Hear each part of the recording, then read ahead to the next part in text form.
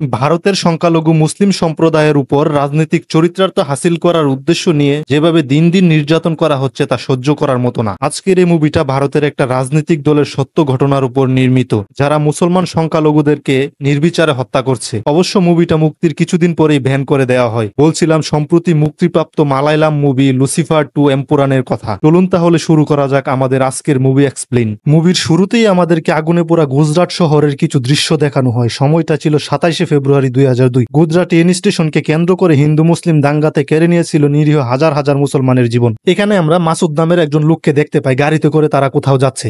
তাদের কথাবার্তাতে আমরা বুঝতে পারি মাসুদ তার পরিবার এবং তার কিছু প্রতিবেশীদেরকে নিয়ে পালিয়ে কোথাও চলে যাচ্ছে জীবন বাঁচানোর জন্য।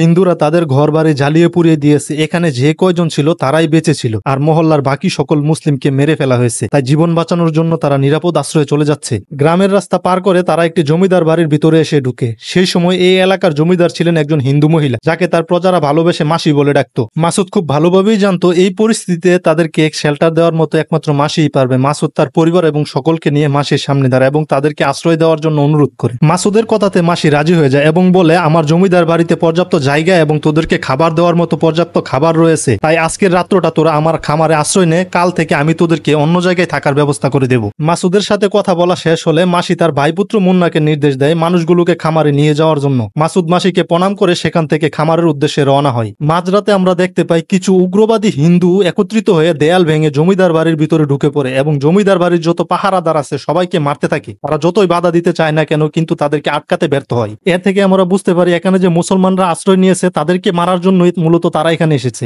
এবার তাদের লিডার সামনে এসে দাঁড়ায়, তার নাম বাজরাঙ্গি। এই বাজরাঙ্গি হলো মাসির বড় ভাইয়ের ছেলে, আর মুন্না হলো তার ছোট ভাই। এখানে আমরা বুঝতে পারি মুন্নাই তার ভাইকে খবর দিয়েছে। বাজরাঙ্গি তখন মাসির সামনে এসে দাঁড়ায়। মাসি তখন বাজরাঙ্গিকে বলে, বাজরাঙ্গি তুই ধর্ম আর রাজনীতির সাথে অন্ধ হয়ে গেছিস, এর ফলাফল ভালো হবে না, তুই পাপ করছিস। বাজরাঙ্গি তখন মাসির কপাল বরাবর গুলি করে এবং তার সামনে এসে বলে, পাপ তো তুই করছিলি মাসি, এই মুসলমানের বাচ্চাগুলোকে আশ্রয় দিয়ে। তোর জায়গা হবে নরকে এই মুসলমানের বাচ্চাগুলোর সাথে। এরপর বাজরাঙ্গি মুন্নাকে নিয়ে খামারের দিকে রওনা হয়। এতক্ষণ মাসুদ জানালার ফাঁক দিয়ে সবকিছু দেখছিল। সে বুঝে গেছে তাদের ভাগ্যেও কি নির্মম পরিণতি আছে। মাসুদ তার বাচ্চা মেয়েটিকে তার ছেলের কাঁধে দিয়ে বলে, আজকে এখানে যাই হয়ে যাক না কেন, তোকে এখান থেকে যে কোনো ভাবে পালাতে হবে। আজ থেকে আমি তোর বোনের সকল দায়িত্ব তোকে দিলাম। বজরাঙ্গি এবার তার দলবল নিয়ে খামারের ভেতরে ঢুকে। ভেতরে সবাই তার কাছে ক্ষমা চায়, কিন্তু বজরাঙ্গি কারোর কথা শুনে না। সে সকল মানুষগুলাকে কুকুর বিড়ালের মতো মারতে থাকে। এখানে মাসুদের বড় মেয়েও ছিল, সে ছিল গর্ভবতী। লম্পট মুন্নার নজর পড়ে তার দিকে। সে তাকে ধরে নিয়ে জোর করে টেবিলের উপর দর্শন করে। এসব কিছু সহ্য করতে না পেরে সেখানেই সে মারা যায়। আর এই সব কিছু মাসুদের বড় ছেলে দরজার পেছন থেকে লুকিয়ে লুকিয়ে দেখছিল।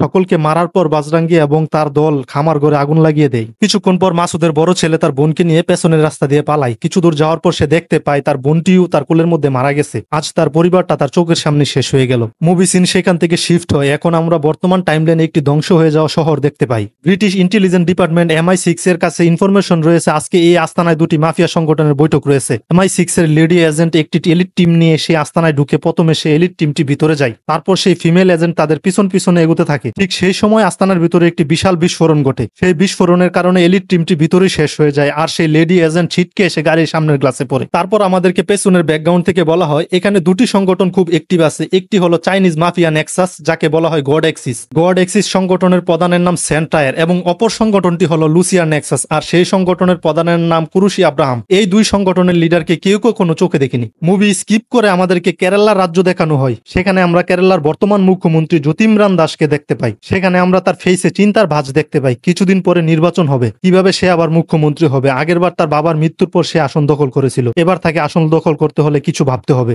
অপরদিকে আমাদেরকে গোবর্ধন নামে একজন নিউজ রিপোর্টারকে দেখানো হয়। সে একজন সিবিআই অফিসারের সাথে ফোনে কথা বলছিল। গোবর্ধন খুব চিন্তিত ছিল, কারণ সে জানতে পেরেছিল বজরাঙ্গি কোনো একটা বিশেষ কারণে কেরালায় আসছে, কিন্তু কি সেই কারণ গোবর্ধন জানতো না। সিবিআই অফিসার কার্তিককে ব্যাপারটা জিজ্ঞাসা করলে সে বিষয়টা এড়িয়ে যায়। সে আরো উল্টো অন্য আরেকজনের ব্যাপারে জানতে চায়, সেটা হলো স্টিফেন। কার্তিক জানতো ওই স্টিফেন হলো গোবর্ধনের বন্ধু, তাই স্টিফেনের খবর একমাত্র গোবর্ধনই ভালো দিতে পারবে। সত্যিকার অর্থে গোবর্ধনের কাছে ওই স্টিফেনের কোনো খোঁজ খবর ছিল না। অনেক বছর ধরে স্টিফেনের সাথে গোবর্ধনের কোনো দেখা সাক্ষাৎ নাই। এবার আপনাদেরকে স্টিফেনের ব্যাপারে জানাই। স্টিফেন হলো প্রাক্তন মুখ্যমন্ত্রী পিকে রামদাসের সৎ ছেলে। পিকে রামদাসকে ষড়যন্ত্র করে হত্যা করে তার মেয়ের জামাই কেরালার মুখ্যমন্ত্রী আসন দখল করতে চেয়েছিল, যাতে সে সারা দেশের মধ্যে ড্রাগনের বিজনেস ছড়িয়ে দিতে পারে। আর এসবের মধ্যে সবচেয়ে বেশি বাধা হয়ে দাঁড়ায় স্টিফেন। সে তার বোনের জামাইকে মেরে পিকে রামদাসের নিজের ছেলে যতীন রামদাসকে মুখ্যমন্ত্রীর আসনে বসায়। কেরালার উজ্জ্বল ভবিষ্যতের কথা চিন্তা করে। কিন্তু কথায় আছে না, আপনি যত সৎ ইচ্ছা নিয়ে পলিটিক্সে আসুন না কেন, আপনাকে সৎ ইচ্ছা নিয়ে পলিটিক্স করতে দেওয়া হবে না। তা আমরা সামনে গিয়ে জানতে পারি। পারবো। এরপর আমরা যতীন রাম দাসকে স্টেজে দেখতে পাই, সে সেখানে বলে রাজ্যের উন্নয়নের জন্য যদি কোনো কিছু করতে হয় তখন আমার সবার মতামতের প্রয়োজন পড়ে,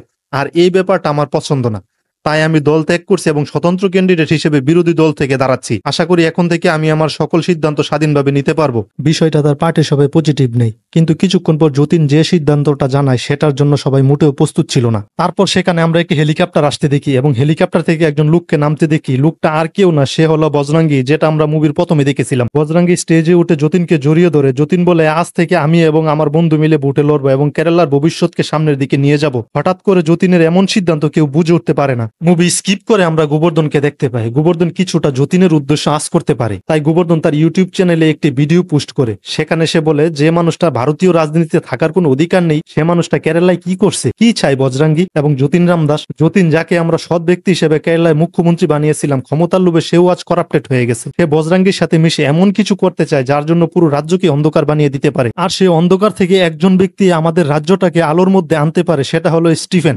স্টিফেন, তুমি কোথায় আসো আমি জানি না, আমার এই ভিডিও যদি তোমার পর্যন্ত পৌঁছায় তুমি খুব দ্রুত কেরালায় আসো এবং বাঁচিয়ে নাও তোমার রাজ্যকে। পরবর্তী সিনে আমরা MI6 এর হেডকোয়ার্টার দেখতে পাই। তাদের কাছে খবর আসে সেনেগাল থেকে বিশাল বড় একটা কনসাইনমেন্ট অন্য আরেকটা স্থানে যেতে চলেছে, আর এই কনসাইনমেন্টের মধ্যে রয়েছে ইলিগেল ওয়েপন, যা বড় বড় মাফিয়ার হাত হয়ে বিদ্রোহী গোষ্ঠীর কাছে যাবে। MI6 এর একজন অফিসার রবার্ট, সে এই খবর দিয়েছে আর কোন রাস্তা দিয়ে এই ওয়েপন নিয়ে যাবে। MI6 এর চিফ মরিস তার সব থেকে বিশ্বস্ত এজেন্ট মিশেলকে দায়িত্ব দেয় একটা এলিট টিম নিয়ে সেখানে যাওয়ার জন্য এবং সেই কনসাইনমেন্ট আটকানোর জন্য। অনেকক্ষণ অপেক্ষা করার পরও তারা কনসাইনমেন্টের কোনো হদিস পায় না। আসলে MI6 এর এজেন্ট রবার্ট সে ডবল এজেন্ট হিসেবে কাজ করতেছিল, যে সরকারের হয়েও কাজ করে আবার মাফিয়া সংগঠনের হয়েও কাজ করে। সে MI6 কে ভুল ইনফরমেশন দেয় এবং অস্ত্রবাহী ট্রাক নিয়ে অন্য রাস্তা ধরে ছুটে চলতে থাকে। হঠাৎ করেই তাদের উপর মিসাইল আক্রমণ হয়। তাদের মালামাল রক্ষা করার জন্য তারা গাড়ির ভিতর থেকে বের হয়ে আসে এবং দেখতে পায় তিন দিক থেকে তিনটি হেলিকপ্টার দিয়ে তাদেরকে ঘিরে ফেলেছে এবং অনবরত গুলিবর্ষণ শুরু করেছে। গুলিবর্ষণের কারণে সেই টিমটি সেখানেই মারা যায়। সেখানে শুধু 2 জন বেঁচে ছিল। তারপর একটি হেলিকপ্টার থেকে আমরা স্টিফেনকে নেমে আসতে দেখি।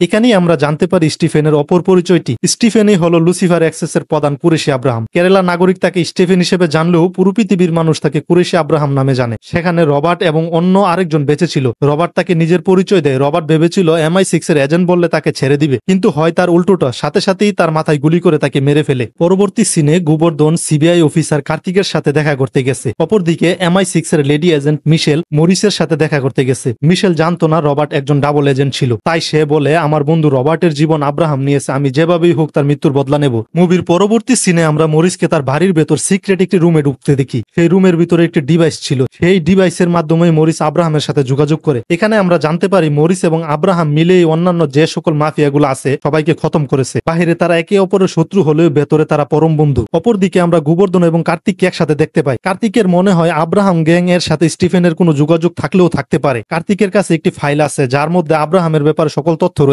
কার্তিক সেই ফাইলটা গোবর্ধনকে দেয় এবং বলে, ফাইলটা চেক করে দেখো, এর মধ্যে তুমি স্টিফেনের ব্যাপারে কোনো হদিস পাও কিনা। গোবর্ধন সেই ফাইলটা নিয়ে নিজের বাড়িতে যায় এবং তার কম্পিউটার চেক করে আব্রাহামের কিছু ছবি দেখতে পায়। সেই ছবিগুলোর মধ্যে আব্রাহামের শুধুমাত্র হাত দেখা যাচ্ছিল। গোবর্ধন লক্ষ্য করলে দেখতে পায় সেই হাতের মিডল ফিঙ্গারে একটি আংটি রয়েছে। গোবর্ধনের মনে পড়ে যায় এরকম একটি আংটি এর আগে স্টিফেনের হাতেও দেখেছে। এটা দেখে গোবর্ধন অনেকটা চিন্তিত হয়ে এবং ভাবতে থাকে, কে এই আব্রাহাম। পরবর্তী সিনে আমরা দেখতে পাই গোবর্ধন ড্যানিয়েল রাউটার নামে একজনের সন্ধান পায়। ড্যানিয়েল রাউটার একমাত্র ব্যক্তি যার কাছে স্টিফেনের সন্ধান রয়েছে। রাউটারের সাথে দেখা করে এবং কি জন্য সে দেখা করতে চায় সবকিছু সম্পর্কে বলে। এর মধ্যে রাউটারের একজন লোক পিছন থেকে এসে গোবর্ধনের ঘাড়ের মধ্যে ইনজেকশন পুশ করে সাথে সাথে গোবর্ধন অজ্ঞান হয়ে যায়। তারপর তারা তাকে নিয়ে যায় স্টিফেন অবধি। 5 বছর পর গোবর্ধন এবং স্টিফেনের দেখা হয়। স্টিফেনকে যতীনের কুকীর্তির কথা বলতে গেলে স্টিফেন তাকে থামিয়ে দিয়ে বলে, আমি জানি তুমি কি বলতে এসেছো, তুমি এটাই তো বলতে চাও যতীন করাপ্টেড হয়ে গেছে। গোবর্ধন সম্মতি জানায়। স্টিফেন আরো বলে, যতীন রাম দাস এবং বজরঙ্গী মিলে কেরালাকে ভেতর থেকে শেষ করে দিতে চাই। তুমি যদি তা আটকাতে চাও আজকে আমি যা যা বলবো তোমাকে তা তাই করতে হবে।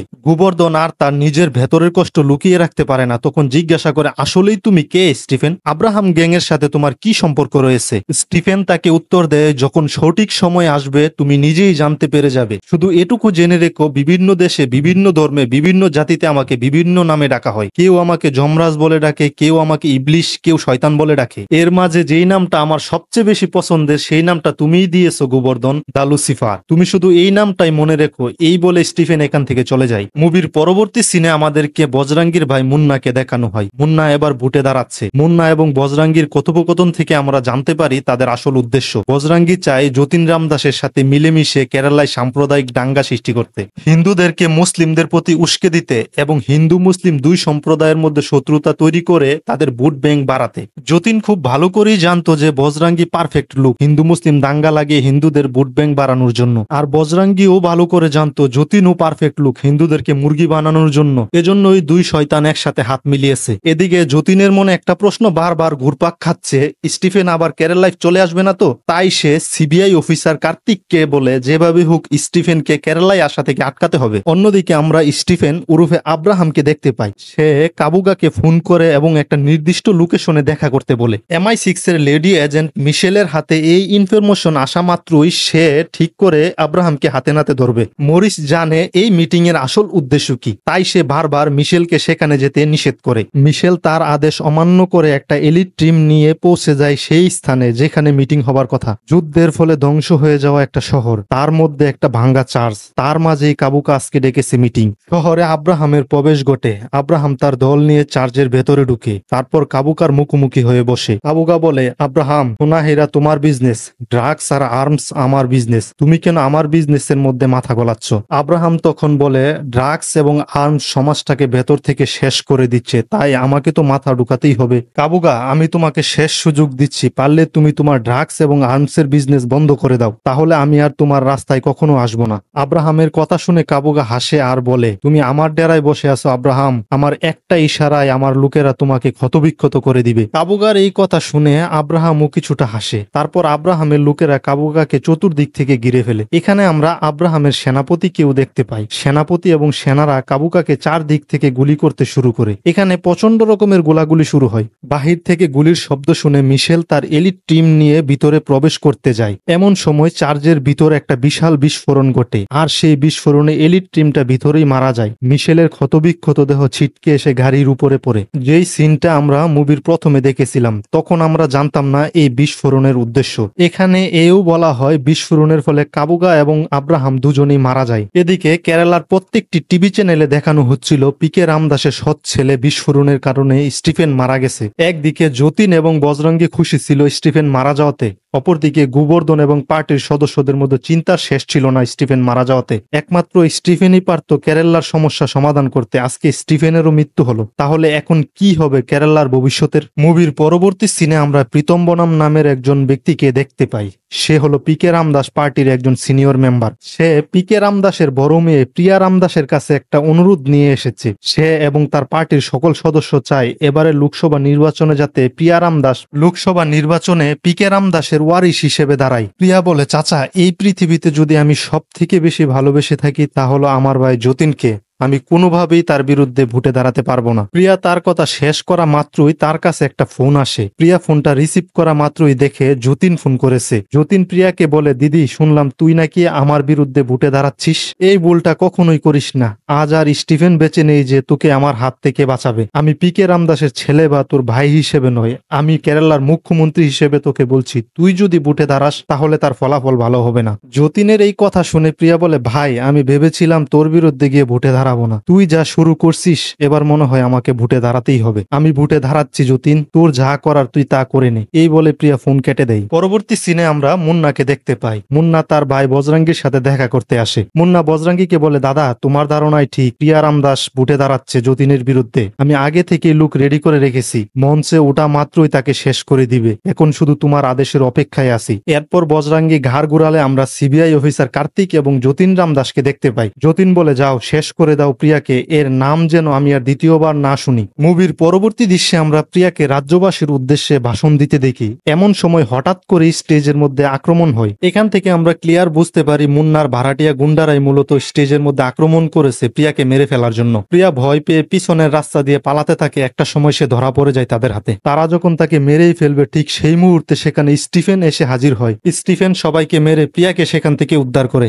স্টিফেনকে দেখে প্রিয়া অনেকটা অবাক হয়, কারণ স্টিফেনের যতীনের তো বেঁচে থাকার কথা নয়। স্টিফেন প্রিয়ার সাথে অনেকক্ষণ কথা বলে এবং প্রিয়াকে অনেক উপদেশ দেয়। কি সেই উপদেশ দেয় তা আমরা সামনে গিয়ে জানতে পারবো। মুভির পরের দৃশ্যে প্রিয়া সকল পার্টিদের নিয়ে একটা কনফারেন্স ডাকে। সেই প্রেস কনফারেন্সে প্রিয়া একটা সাদা শাড়ি পরে উপস্থিত হয়। প্রিয়া মঞ্চে উঠে বলে, এবারের নির্বাচনে কেরালার মুখ্যমন্ত্রী হিসেবে আমি যতীন রামদাসের বিরুদ্ধে দাঁড়াচ্ছি। যতীন এবং বজরাঙ্গীর যত নোংরা কুপরিকল্পনা আছে সব আমি শেষ করে দেব। আমি আশা করি আপনারা আমার সাথে থাকবেন। প্রিয়ার কথাতে পার্টির সবাই খুব খুশি হয় এবং জুড়ে হাততালি দিয়ে তাকে সমর্থন জানায়। ঠিক সেই মুহূর্তে সেখানে সিবিআই অফিসাররা উপস্থিত হয় প্রিয়াকে ফেক চার্জে অ্যারেস্ট করতে। এখান থেকে মূলত শুরু হয় আব্রাহামের চাল। আব্রাহাম জানতো প্রিয়া মুখ্যমন্ত্রী হিসেবে দাঁড়ালে যতীন এবং কার্তিক মিলে তাকে ফেক চার্জে ফাঁসাবে। তাই আব্রাহাম তাকে উপদেশ দিয়েছিল এমনটা হলে সে যেন বলে। সিবিআই অফিসাররা তার হাতে হাত করা পরিয়ে তাকে সেখান থেকে নিয়ে যায়। এবার আমরা দেখতে পাই যখন সিবিআই প্রিয়াকে হাতে হাত করা পরিয়ে সকল পার্টি মেম্বারদের সামনে দিয়ে নিয়ে যাচ্ছে, তখন সকল পার্টি মেম্বার, পুলিশ, সাধারণ জনগণ সকলে যতীনের বিরোধিতা করছে এবং একত্রিত হয়ে প্রিয়াকে সাপোর্ট জানাচ্ছে।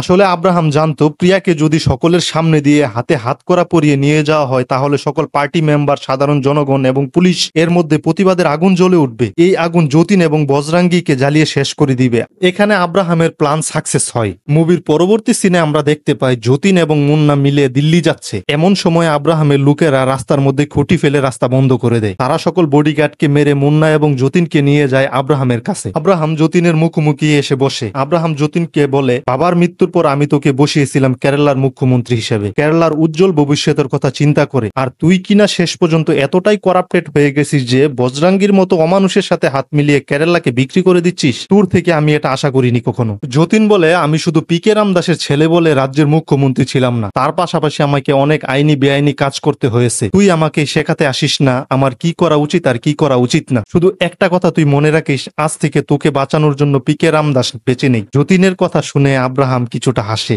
এবং উত্তর দেয় না। মুভির পরবর্তী সিনে বজরাঙ্গীর কাছে একটি ফোন আসে। সে ফোনটি রিসিভ করে জানতে পারে স্টিফেন তাকে ফোন করেছে। স্টিফেন তাকে বলে, তোকে একটি অ্যাড্রেস দিচ্ছি, তুই সেই অ্যাড্রেসে চলে আয় আর তোর ভাইকে নিয়ে যা। আব্রাহামের কথা মতো বজরাঙ্গী তার সন্ত্রাসী বাহিনী নিয়ে সেখানে উপস্থিত হয়। এখানে আমরা দেখতে পাই আব্রাহামের সাথে তার সেনাপতিও রয়েছে। এখান থেকে আমরা জানতে পারি আব্রাহামের সেনাপতি হচ্ছে সেই বাচ্চাটি যেটি আমরা সিনেমার শুরুতে দেখেছিলাম তার পরিবারকে বজরাঙ্গী এবং তার ভাই মিলে শেষ করে দিয়েছিল। মুন্নাকে একটা বুম ব্লাস্ট করে ছাতু করে দেওয়া হয়। এখানে তাদের মধ্যে অনেক ফাইট হয়। শেষ পর্যন্ত বজরাঙ্গীর বিনাশ হয়। এখানে বজরাঙ্গীকে হত্যা করা হয় নির্মম ভাবে। মুন্না এবং বজরাঙ্গীকে মারার পর আব্রাহাম তার ভাই যতীনকে একটি শিপের মধ্যে নিয়ে যায়। আব্রাহাম যতীনকে ভালোভাবে বুঝায়। আব্রাহাম যতীনকে বলে, তোকে আমি লাস্ট একটা সুযোগ দিচ্ছি, তুই যদি পিকে রামদাসের ছেলে হয়ে পিকে রামদাসের মতো সৎভাবে রাজনীতি করতে পারিস তাহলে তুই রাজনীতি কর, আর না হলে তুই রাজনীতি থেকে সরে দাঁড়া। এবার আমি তোর বড় ভাই হিসেবে তোকে ছেড়ে দিচ্ছি। আমি যদি জানতে পারি তুই কেরালা মানুষের সাথে আবার বেইমানি করছিস তখন কিন্তু আমি তোকে আর জীবিত ছাড়বো না। এই বলে সে যতীনকে একটা হেলিকপ্টারের মধ্যে উঠিয়ে দেয়। ঠিক সেই সময় আব্রাহামের কাছে একটি ফোন আসে। ফোনটা রিসিভ করলে উপর থেকে একটা চাইনিজ লোকের গলা ভেসে আসে।